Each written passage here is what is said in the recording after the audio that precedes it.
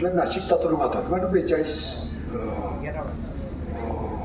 त्यावेळी एक कॉम्रेड त्यांच्याबरोबर होते डांगे आणि त्यांच्यात त्यांनी एक प्रश्न असा विचारला की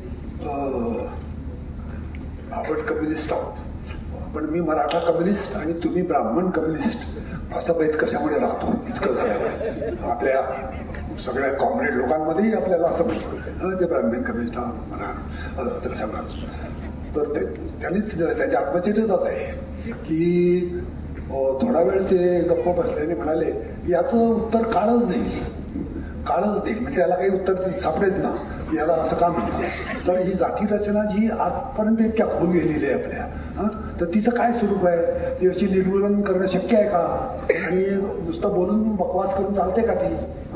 किती लोकांनी बकवासी केल्या मला सांगा पण मोडली का जात कोणाची अगदी जातीवर लिहिणाऱ्या लोकांनी सुद्धा हे लिहिलं पण त्यांच्या नंतर त्यांच्या जातीत मोठ्या प्रमाणावर जाती येत आहे हे अगदी तुम्ही उदाहरणावरून सांगा. आता मी बोलत नाही कारण पोलीस प्रोटेक्शनमुळे ते बोलणं बरोबर नाही.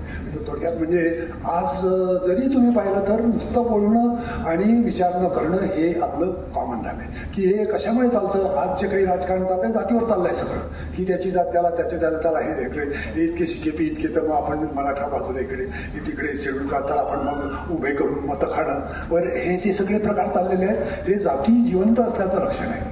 तर आता जाती निर्मूलन भानगडीपेक्षा जातीच कशा दुरुस्त कराव्या जाती भेद कसे मिटवावे जाती टिकवाव्या पण जाती भेद कसे नाहीसे करावे असं काहीतरी नवीन पर्याय याचा शोधला पाहिजे. तर मी काही सोशिओलॉजिस्ट नाही पण तुम्ही असा काही पर्याय शोधेपर्यंत जात राहणार आणि जाती निर्मूलन वगैरेची बकवासही बंद केलेली बरी कारण ती काही जात नाही उलट ती वाढतेच आहे.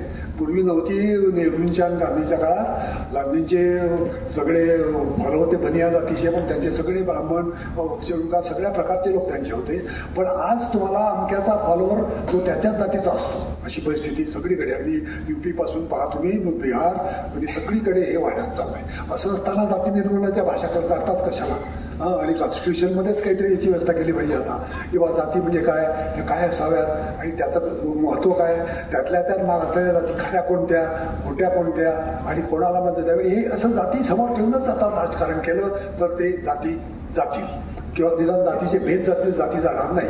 कारण आपला देश जो तयार झालाय तो अनेक जातींनी मिळून तयार झालाय.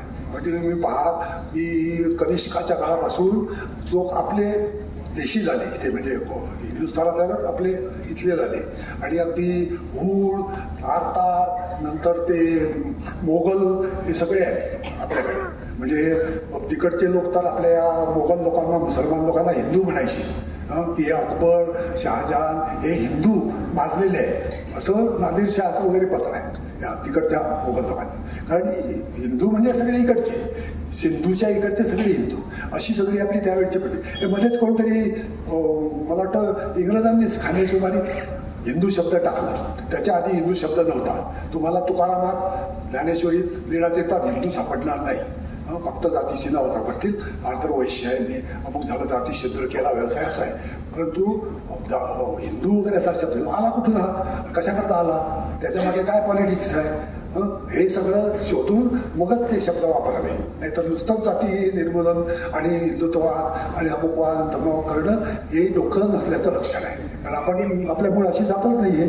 असं काहीतरी आता तुमच्यासारख्या क्रांतिकारक अशा लोकांनी शोधून काढावं आणि तरच आपल्या देशाला तरणं आहे एवढंच मला शेवटून सांगावं लागतं. शेवटी मित्र हो या कुंडलसारख्या तीर्थस्थळात माझा एवढा सन्मान केला म्हणजे हा मला